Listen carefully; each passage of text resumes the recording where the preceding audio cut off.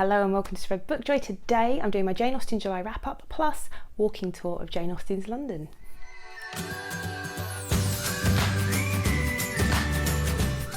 If you're new to the channel, I'm Jack, and if you're not new, welcome back to Spread Book Joy at long last, because I've been a bit erratic lately. I can only apologise, life, not just work life but home life, because we might be moving house, we've got a lot going on. Life's been a bit chaotic and hectic, so apologies for the erratic posting. Hopefully it will get back to some sort of normality at some point soon, but yes, in the meantime I made some amazing plans for Jane Austen July in my lovely book journal. I was quite proud of my little Jane Austen July possibilities and plans, and so I thought I'd do a quick wrap up of what happened, what I actually read and what I took part in and what I enjoyed doing.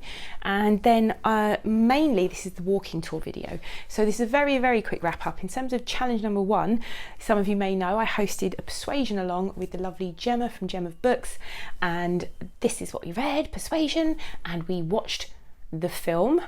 More about that in a second, but the book was absolutely marvellous. We had a brilliant group reading it. Gemma had never read it before.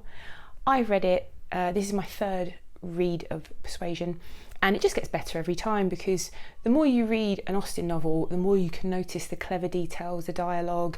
You can think about things a bit more clearly when you're not trying to figure out who everybody is and how they're related to each other, which can be a real bit of work to figure out in the beginning when you're first reading an Austen novel.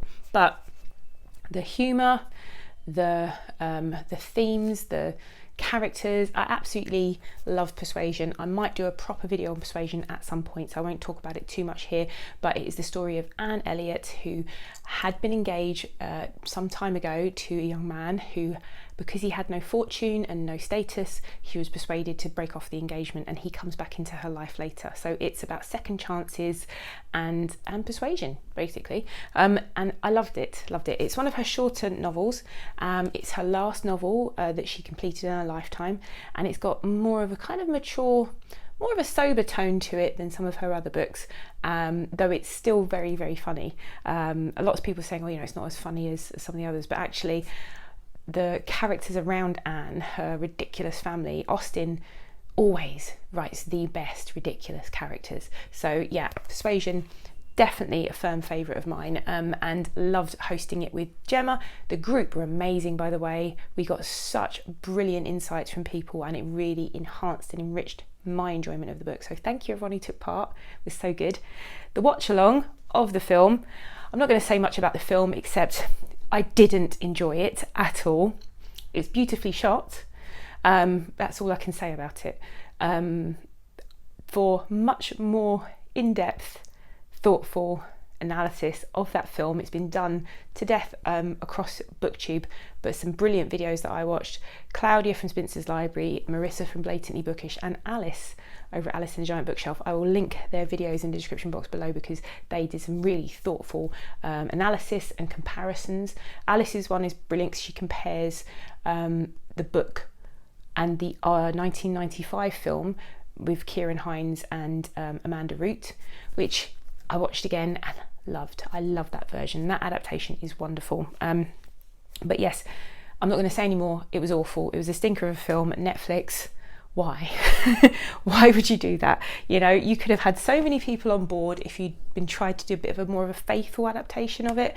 I'm just still wanting someone to do, actually I don't really need anyone to do it, because the Kieran Hines Amanda Root version is sublime. I love it. I really love that version. Number two challenge was to read something that's not in her big six, Jane Austen's big six, and I read Lady Susan, or Lazy Susan as I kept calling it for some reason. I bought this edition last year of Sanditon, Lady Susan and the Watsons, and Sanditon I read last year as the challenge number 2 book, and Lady Susan, the hosts ran a read along of it, and I've yet to put my final thoughts on the book in there. It might be a bit late for that now, but it was so good. It's an epistolary novel, very short, letters back and forth between Lady Susan, who is, all I can say is she's a Regency mean girl. She's beautiful and despicable and just not a very nice person, but she gets all these people to fall in love with her, and she's so, the real her comes out in her letters. It's a brilliant read. loved it, and I'm definitely going to watch the adaptation because that was one of my other challenges. I'll talk about that in a moment. Challenge number 3 was to read non-fiction. I read Walking Jane Austen's London by Louise Allen, and I will talk about that a bit more when I show you the walking video. Challenge 4, read a modern retelling or a historical novel set during the Georgian or Regency period, and I read Kindred by Octavia E. Butler, and that is one of my books of the month. I read it with Claudia from Spencer's Library. We decided to do a buddy read, and Claudia had read it before but had vague memories. I'd never read it. I had read some Octavia Butler before. I'd read Parable of the Talents and Parable of the Sower last year and really enjoyed Parable of the Sower. I really loved. Parable of the Talents was a good book, and I wanted to see what happened to the characters, but I had my issues with that, which I can't talk about without spoiling it. But Octavia E. Butler is classic dystopian sci-fi writer who, if you haven't read her work, I think I'd urge you to go and do it if you like any of that, if you like that kind of genre, speculative fiction. She's absolutely wonderful. She wrote Kindred in the 70s, and Kindred is a story about a woman, an African-American woman in 1976 who is inexplicably drawn back into 1815 Maryland in the US to a plantation where she is viewed as a slave. So it is just, it's brutal, it's fast-paced, it doesn't let up. It's a fantastic book, really fantastic. And Claudia and I were both saying, oh, this would make a brilliant mini-series. And I think there is a mini-series in the pipeline from what Claudia found online. I think there is something coming to Netflix. So fantastic book, urge anyone to read it. I've been told it's her best book, and so far for me it is. I've only read 3 of her books, but I'm definitely reading more Octavia E. Butler in the future. It was fantastic. But I did do, by the way, I forgot, I've carried on with War and Peace. So that was my other book that was challenge 4, because that is a historical fiction novel set during the Napoleonic Wars, but it was written in the 1860s. So yeah, I've been carrying on with that, and I'll update you on where I am with War and Peace in my next reading ramble, which will be soon. Challenge number 5, read a book by a contemporary. Didn't do it. Thought about reading Frankenstein and Evelina yet again. Didn't read either. Challenge number 6, watch a direct screen adaptation. Talked about those already. Watch those. I still need to watch Love and Friendship, which is the adaptation of Lady Susan, and that is on Netflix. And apparently it's very good. So I really want to watch that. Challenge 7, which is one I always manage, and I didn't this year because I've just been so busy. I've barely watched any TV or film, and that was to watch a modern screen adaptation of Jane Austen, or some sort of Jane Austen related film. So I wanted to watch Austenland because I've never seen it, and then I thought if I had time I'd watch the Jane Austen Book Club, which is quite a gentle film and I like that, and Clueless, but I didn't watch any. So yeah, I'm still to watch Austenland, which is really irritating because I really want to see that. And then, yeah, I was going to make loads of videos.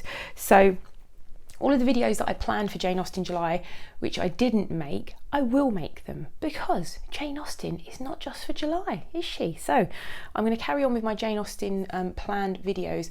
I don't think I'm going to release them really quickly in succession. I'm just going to eke them out over the coming months, because, you know, once you feel like you've got some Jane Austen withdrawal after all the Jane Austen content, you might be happy to see one of my videos. And Walking Jane Austen's London, I planned to do a walk in the 2nd week in July, and then in the 3rd week in July. And if you didn't know, we had a huge heat wave here in the UK, like most of Europe, and frighteningly, our temperatures hit above 40 degrees Celsius, which is like 104, 105 Fahrenheit, I think. It's never that hot here in the UK, never. That is like frighteningly hot for a country like this with no infrastructure for that kind of heat. I remember when I was younger, if it got into the high 20s Celsius or the low 30s Celsius, we thought it was a hot day. Now with regularity, the temperature is just increasing to Mediterranean levels here in the UK, and we're just not built for it. So I didn't get out doing my walk because my time was really limited, and the days I planned to do it happened to be 2 of the hottest days on record. So yeah, just happened to work out that way. Then lovely Alice over at Alice and the Giant Bookshelf, she said she's coming into London last week, and did I want to meet and go book shopping? Yes, because I'm now sort of, schools are on a break, so I have a lot more time. So we went book shopping, and I said, do you fancy doing the Jane Austen walk? And she did. So thank you, Alice, for coming with me.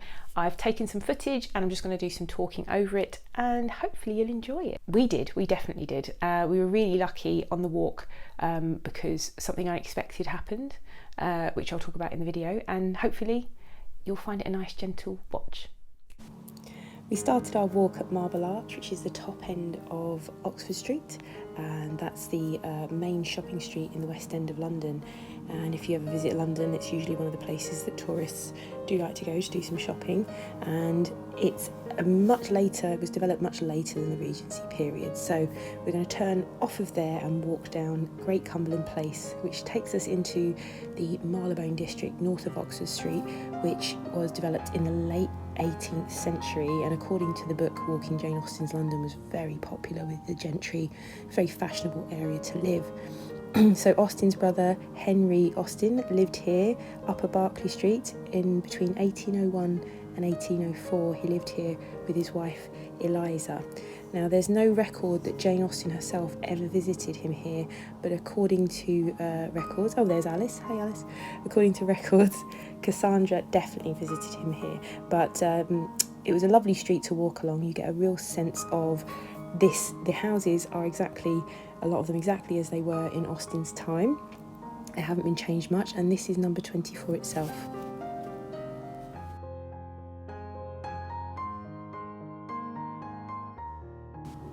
So number 24 is now a hotel called Henry's House, and apparently it's very popular. You can rent the whole building, or you can just rent rooms. They have a number of suites and they've styled them sort of Regency style as much as possible. Still quite modern, I felt. We were invited in when we were outside filming the plaque by the proprietor of the hotel, so we were lucky enough to be invited in to get some footage inside Henry's house. So there's a portrait of Henry on the wall there, which I'll put a picture up as well for you. And then we went into the front room, into the drawing room. And it's quite nice. The hotel have tried to keep the room, give it a Regency feel, even though still quite a lot of very modern fixtures and fittings in there, of course. And in the corner, they had put a writing desk to give you an idea. And I've got Jane Austen's picture above it, which I just thought was a lovely touch.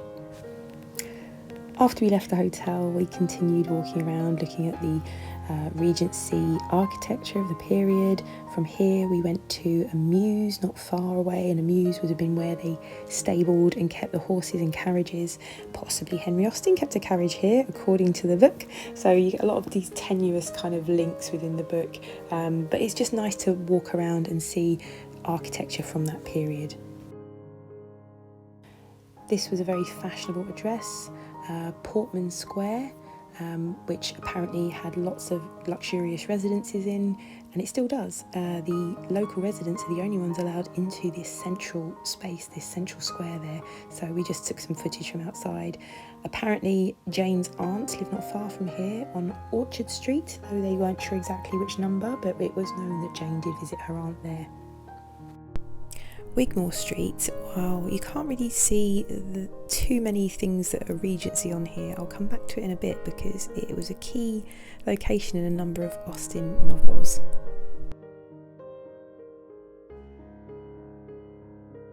We carried on walking, walked around this area, and this leads to Manchester Square, which I'll talk about in a moment, but we just stopped and admired some of the architecture on this street and some of the blue plaques. London is full of historical locations, as you can imagine, and these blue plaques that are outside houses are always worth stopping to look at because you can find some real gems.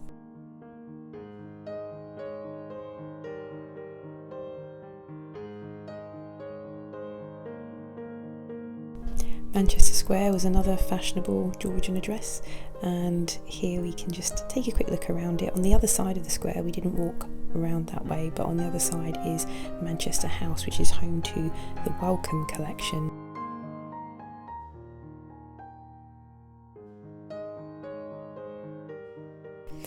So we carried on down to Marylebone Lane, and Marylebone Lane is a scene, the corner of Wigmore Street and Marylebone Lane is a scene from Mansfield Park, where Maria Rushworth lived there and ran off from her husband with Henry Crawford, so it's a scene of scandal. apparently Wigmore Street is also the place where Sir William and Lady Hamilton lived, who was Nelson's mistress, and Nelson and his wife lived not far from here as well. It was interesting to walk around London with the Walking Jane Austen's London as a guide. Some of the links in it were to scenes from the book, some scenes from Austen's life. Some of it was quite tenuous links saying, you know, this was a fashionable shop where people bought sweets and jellies or lace or things like that. So it kind of gives you a feel for Austen's London. Really, it just made me as a Londoner stop and look around at the buildings and just take it all in and look for those hints and scenes of things from that period. So we're back on Wigmore Street, and there's a pub from 1784, and down on Wigmore Street was also a place where Frederica, Lady Susan's daughter in Lady Susan, attends boarding school, and which is where she ran away from. And on the other side of Wigmore Street is the location of Christian & Sons drapers, and Jane did mention visiting them in 1813. We finished our walk, went on to Marylebone High Street, and we decided to go and visit some bookshops. And the first one we went in was Daunt Books. If you've never been to Daunt Books, if you live in London or you visit London regularly, it's well worth a trip. Very famous for their travel books, but they're just a beautiful, beautiful building, and the travel books, the travel section is fabulous. I'll just take you through to that now.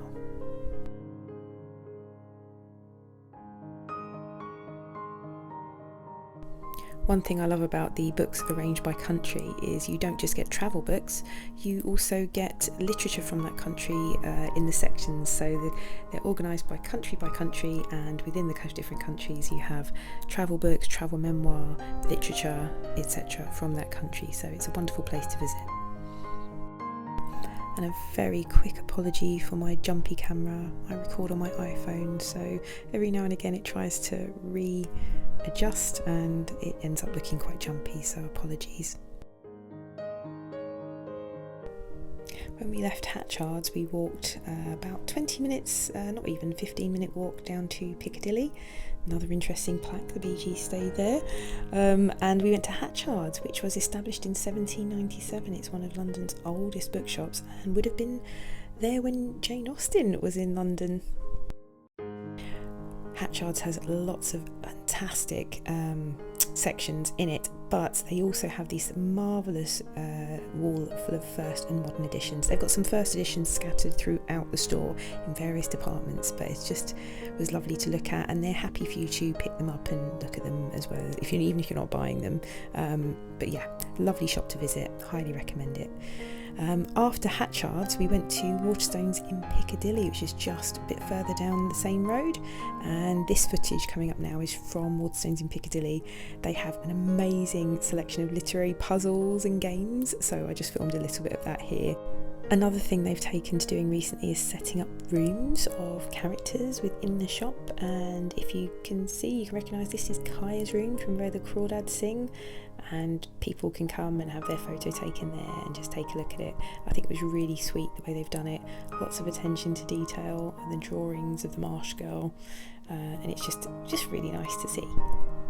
And last but not least, they had set up Charlie's room from the Heartstopper series by Alice Osman, which I have yet to read. I'm really looking forward to reading this series and then watching the TV show afterwards. I won't watch the TV show before I've read the books, but yeah, so this teenager's bedroom is actually sat in the middle of the YA section in Waterstones in Piccadilly. Waterstones in Piccadilly is Europe's largest bookshop, and if you have never been there and you want to see a bit more of it, I took a very small amount of footage the last time I was there in one of my last videos, which I will put a link to in the description box below.